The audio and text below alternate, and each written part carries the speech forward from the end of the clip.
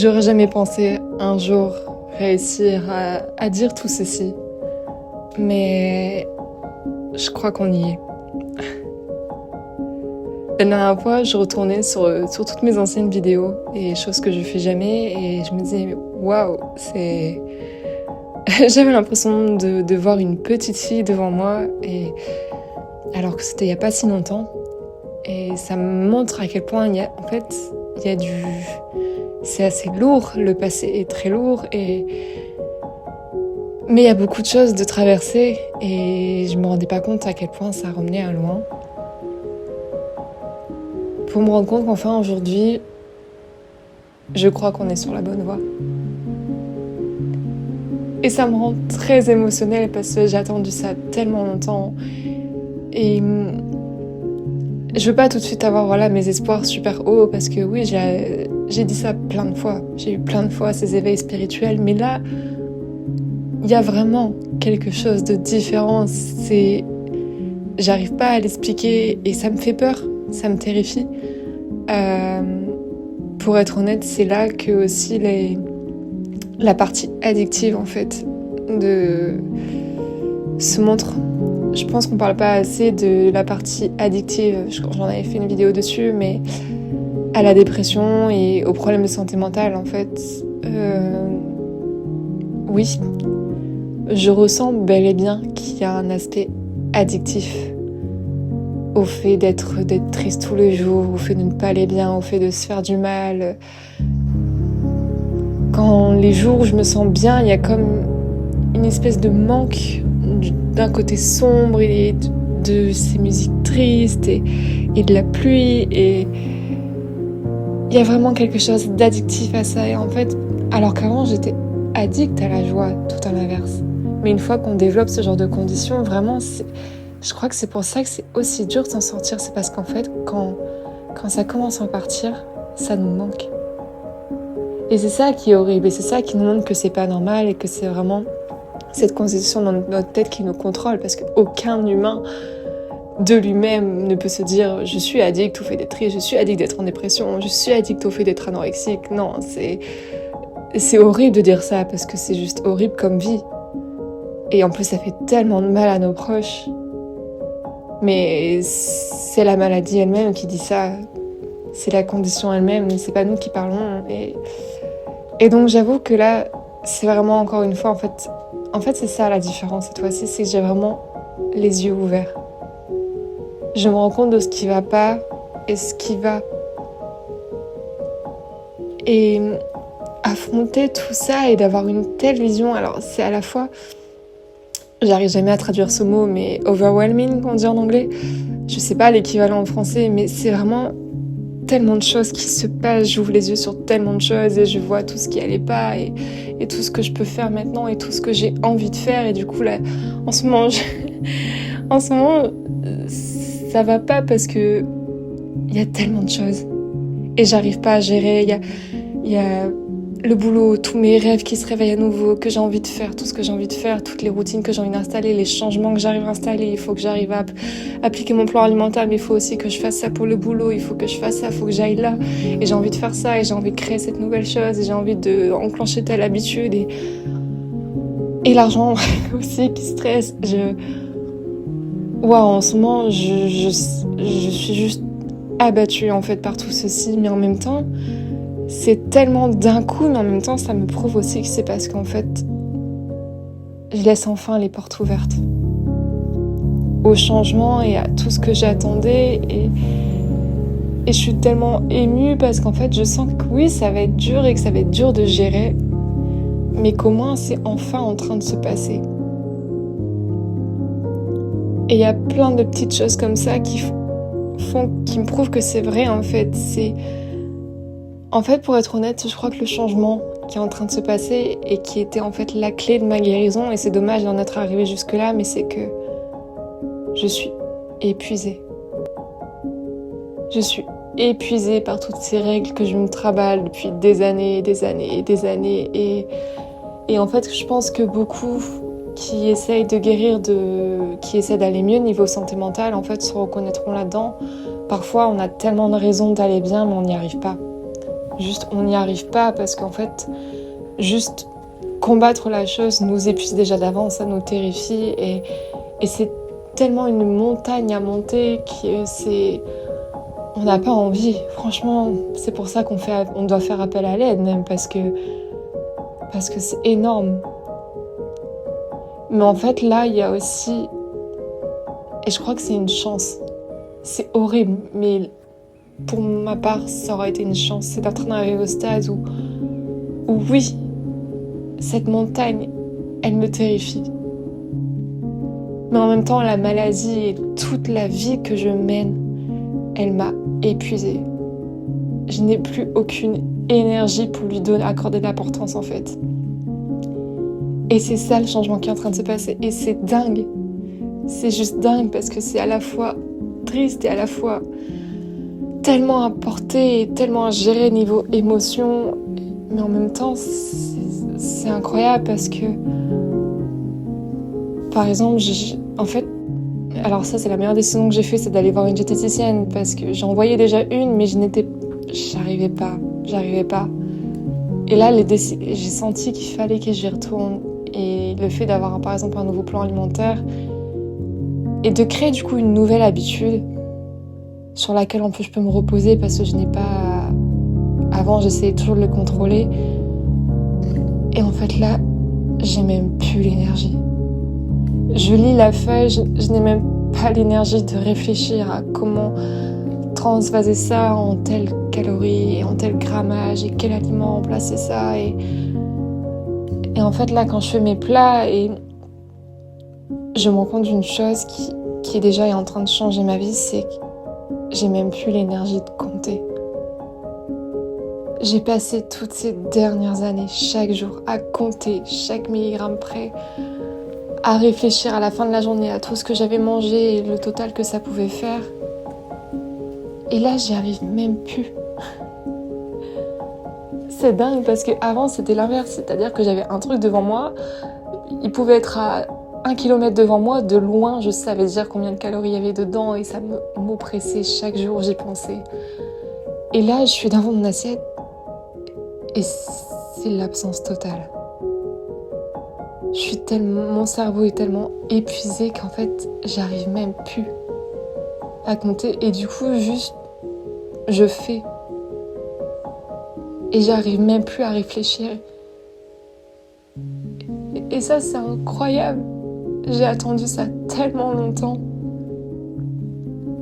Alors je sais que oui, ça va être plus dur quand je vais commencer à prendre du poids et je sais que ça va être plus dur quand je vais avancer et que la maladie va être là pour me dire mais tu vois, sans moi tu n'es rien, et quand je me verrai pas maigre sur les photos et que du coup je vais être en panique et je sais que ça va être dur, mais pour le moment ça me permet au moins d'avancer à fond et je pensais vraiment que ça n'arriverait jamais. Et en fait, je crois que quelque chose qui m'a énormément aidée, c'est... En ce moment, avec ma psy, en fait, j'ai commencé le MDR. Donc le MDR, en fait, c'est une technique, ça ressemble un peu à de l'hypnose, mais c'est pas vraiment de l'hypnose, qui en fait revient vraiment sur les traumatismes. En fait, toute ma vie, pendant toutes mes guérisons, j'étais là, oui, ok, j'étais traitée de petite grosse quand j'étais petite, et machin, enfin... Mais j'y accordais pas trop d'importance. Je me dis oui, mais à côté de ça, j'ai eu une vie super, j'ai une famille incroyable, j'avais quand même des amis, enfin tout allait bien. Et en fait, en commençant cette thérapie, qui du coup est une thérapie assez challengeante parce qu'elle confronte vraiment au traumatisme, je suis en train de découvrir un tout nouvel aspect. Qui en fait, oui, ça a détruit ma vie. Et que les petites choses que j'ai pu vivre quand j'avais, je sais pas, même 5 ans, sont encore aujourd'hui ce qui m'empêchait tellement de guérir et qui font pourquoi chaque jour pour moi tout ce qui comptait c'était de brûler des calories, d'être le plus mince possible parce qu'en fait c'était pour me protéger. Toute ma vie j'ai cru que si je ratais une seule séance de sport, ne serait-ce qu'un seul jour, que j'étais en danger et que tout allait mal tourner. Et en fait, avec cette thérapie, je suis en train on passe énormément à visualiser cette petite Eva qui pour seule défense avait de reprendre le contrôle de tout, de son corps, juste pour avoir l'impression qu'elle pourrait enfin être acceptée, peut-être être aimée. Et ça explique aussi beaucoup de choses sur mon rapport à l'amour, le fait que voilà, ça fait 23 ans, à part une petite relation, que je suis célibataire parce que j'étais toujours le second choix, ou parce que j'ai passé toute ma jeunesse à avoir mes petits crushs et à toujours les voir partir avec une fille plus belle. Et du coup, il fallait que j'aille sur mon tapis de sport pour me dépenser, il fallait que je mange moins, il fallait que j'arrête de profiter, il fallait que je sois exemplaire, il fallait que je sois parfaite dans tel domaine, il fallait que je me donne toujours plus. Mais en fait, j'ai fait ça pour me protéger. Je crois que ça se ressent dans ma voix, mais quand je visualise cette petite, je me dis mais c'était tellement injuste. C'est tellement injuste que t'aies passé les 10 dernières années de ta vie à tout contrôler, à te faire tant de mal et à penser tellement à ton apparence et à tous les domaines dans lesquels tu pouvais être parfaite, au lieu de vivre, au lieu d'expérimenter, au lieu d'avoir des amis, au lieu d'aimer, au lieu de sortir, au lieu de faire plein de choses. Parce qu'en fait, t'avais tellement peur d'être à nouveau en insécurité. Tellement peur d'un nouveau, chaque jour avoir peur de ce qu'on allait pouvoir te dire ou...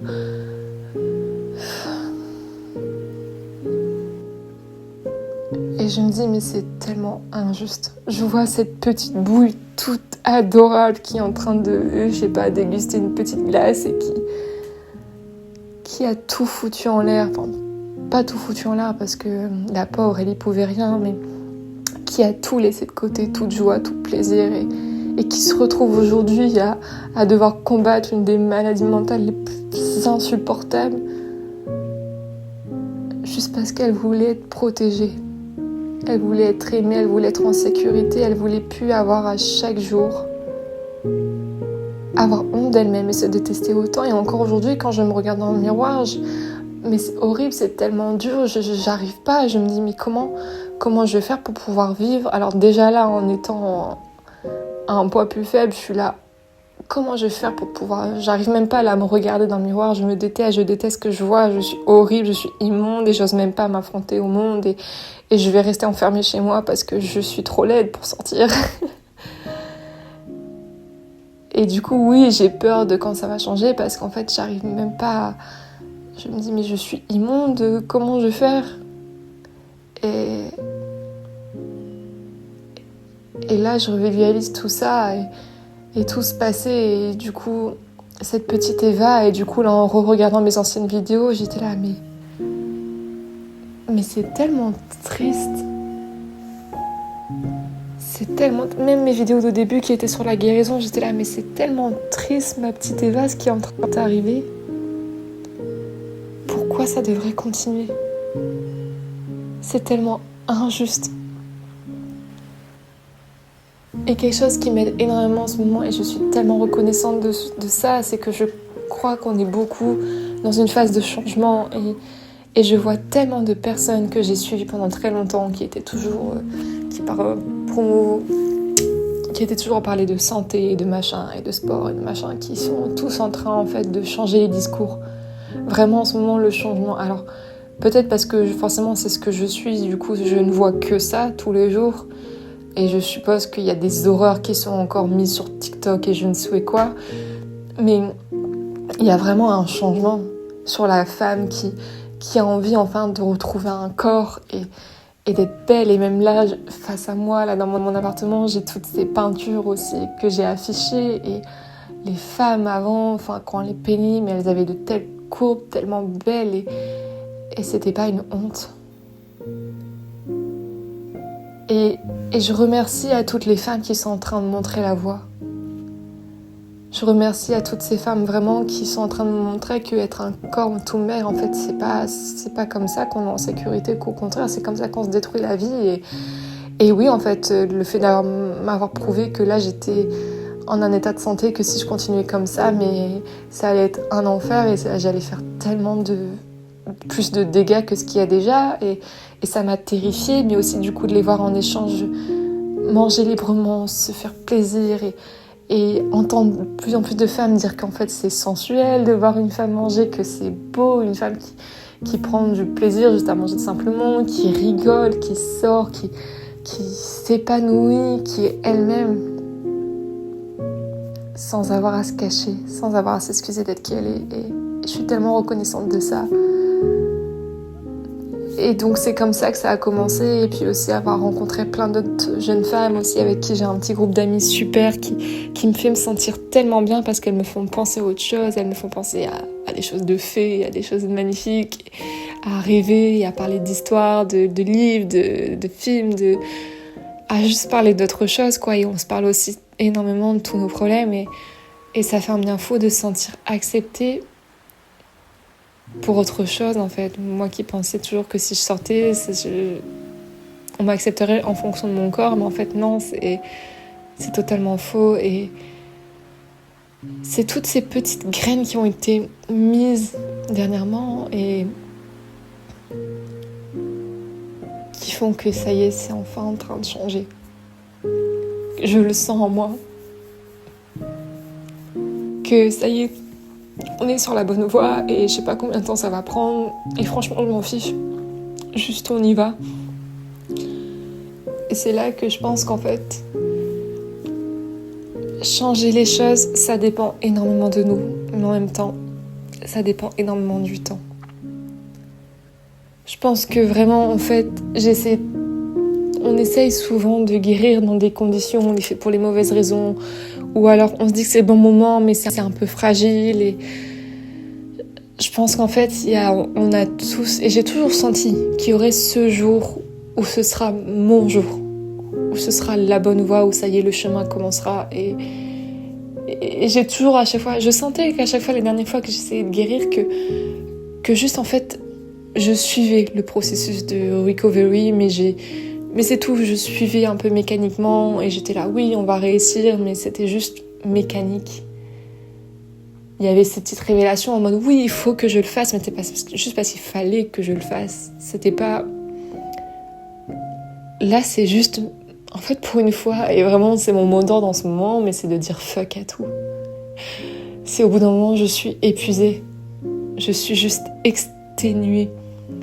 Et je suis pas exténuée à l'idée de guérir, non, au contraire, je suis tellement exténuée par tout ce que j'ai ressenti, tout ce que je vis au quotidien, qu'en fait, juste au bout d'un moment, là, j'en peux plus. Et en fait, je lâche prise parce que je tiens plus et que j'arrive même plus. Et que je crois qu'en fait, c'est ce qui me fait dire que je pense que on a tous ce moment. On a tous notre temps qui viendra. Et qu'il faut pas s'en vouloir d'avoir essayé plein de fois. Il faut pas s'en vouloir d'avoir perdu espoir et de ne peut-être toujours pas avoir espoir aujourd'hui. Il faut pas s'en vouloir si on se culpabilise parce qu'on doit payer tellement de thérapie, on doit payer des psys, on doit payer ça, tel médecin, et on s'en veut parce que ça marche pas. Il faut pas s'en vouloir si on a l'impression d'avoir toutes les clés pour changer, mais que pourtant on n'arrive pas à les appliquer. Parce qu'en fait, là, je suis quelqu'un sensible aux énergies, aux étoiles, à l'astrologie, tout ça, mais en fait, là, c'est en train de me prouver que on a tous ce temps qui nous est destiné, et que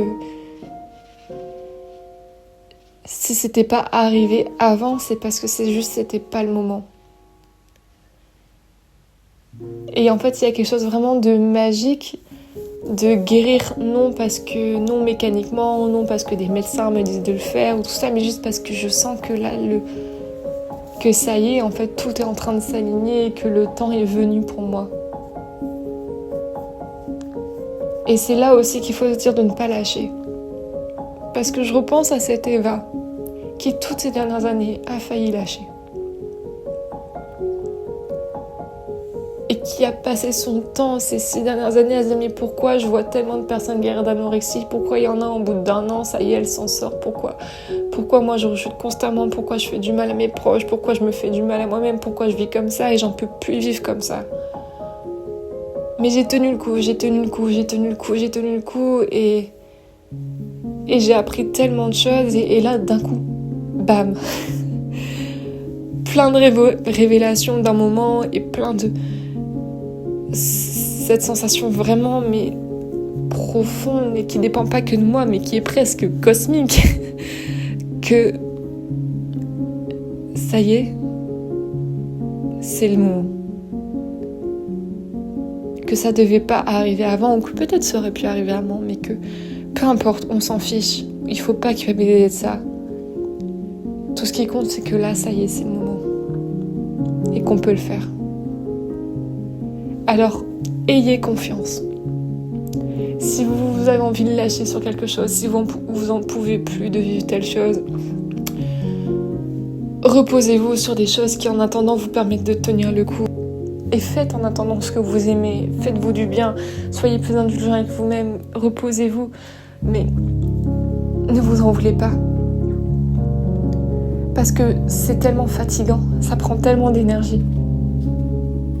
Et je crois que très peu de personnes en fait sous-estiment l'énergie que ça peut prendre de guérir, d'avancer et de retrouver une belle vie. Et le plus dur, je crois que c'est du coup de faire du mal autour de nous. Mais faites confiance et s'il vous plaît, tenez bon. Parce que croyez-moi, la Eva d'avant, elle pensait tellement que jamais de sa vie elle pourrait guérir. Je suis prête à m'ouvrir à de nouvelles choses, à changer mes habitudes et c'est déjà en train de commencer et ça fait extrêmement bizarre. Mais petit à petit, voilà, les choses changent et croyez-moi, j'ai vraiment cru que ce jour n'arriverait jamais. J'ai passé chaque journée, chaque matin, du matin jusqu'au soir, pendant ces 6 dernières années, à penser que ça n'arriverait jamais. Et pourtant, je crois que c'est en train d'arriver. Alors tenez bon.